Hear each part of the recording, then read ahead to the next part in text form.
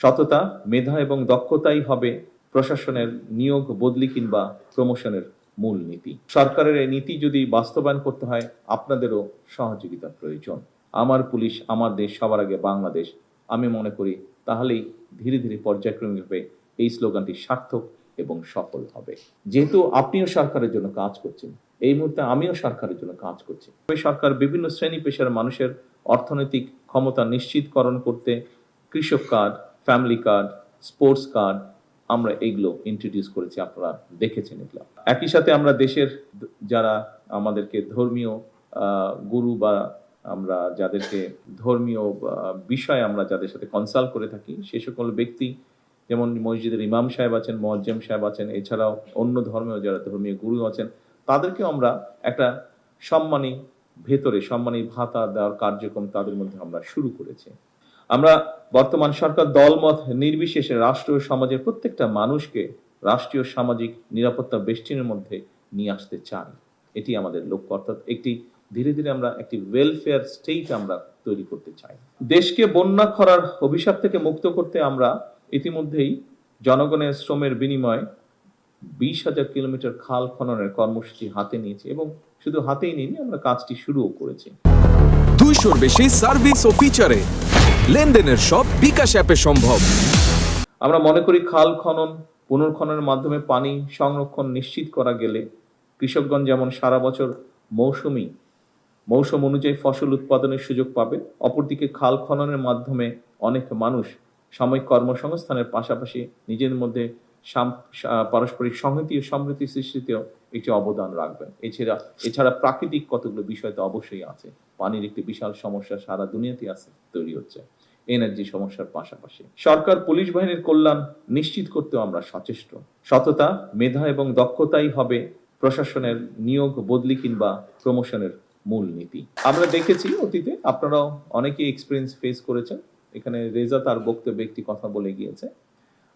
আমরা চাই না এসব ঘটনা পুনরাবৃত্তি হোক, তবে এক্ষেত্রে সরকারের এই নীতি যদি বাস্তবায়ন করতে হয়, আপনাদেরও সহযোগিতার প্রয়োজন এবং সেই সহযোগিতা অবশ্যই হতে হবে আপনাকে দক্ষতা অনুযায়ী দায়িত্ব সঠিকভাবে পালন করার মধ্য দিয়ে।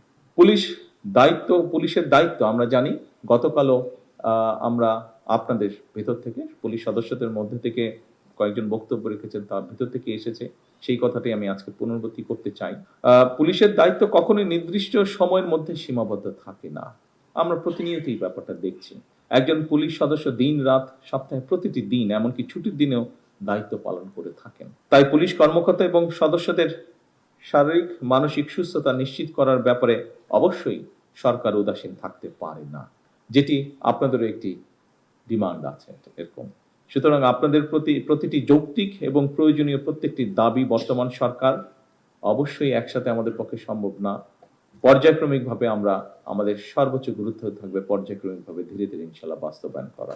দেশের জনগণ সরকারকে কিভাবে দেখে বা মূল্যায়ন করে, এর অনেকটাই কিন্তু নির্ভর করে আপনাদের আচরণের উপরে, বিশেষ করে মাঠ পর্যায়ে যারা আপনারা কাজ করেন, আপনাদের আচরণের উপরে, কার্যক্রমের উপরে। সুতরাং রাষ্ট্র আপনাদের কাছে সততা, দক্ষতা, সেবা, ন্যায়প্রণতা, পেশাদারিত্ব ও মানবিকতা অবশ্যই আশা করে।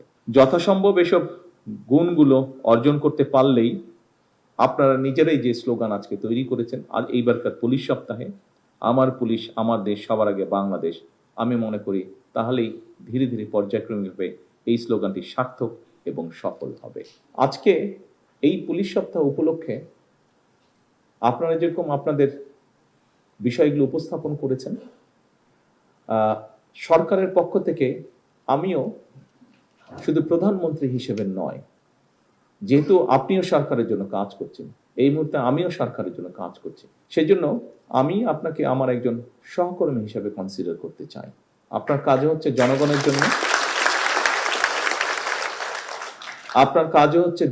জন্য, আপনিও কাজ করছেন রাষ্ট্রের জন্য, আমিও কাজ করছি জনগণের জন্য, আমিও কাজ করছি রাষ্ট্রের জন্য। আমাদের লক্ষ্য উদ্দেশ্য একটি বেটার বাংলাদেশ তৈরি করা।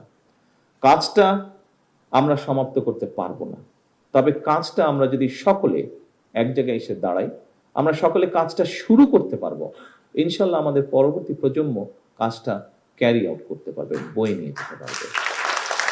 আসুন আজকের এই পুলিশ সপ্তাহে আমাদের প্রতিজ্ঞা হোক, প্রতিশ্রুতি হোক, শপথ হোক যে আসুন আমরা যে যার অবস্থান থেকে, আপনি আপনার সরকারি অবস্থান, আপনি আপনার ব্যক্তিগত অবস্থান, উভয় জায়গা থেকে আসুন আমরা এই কাজটি শুরু করি।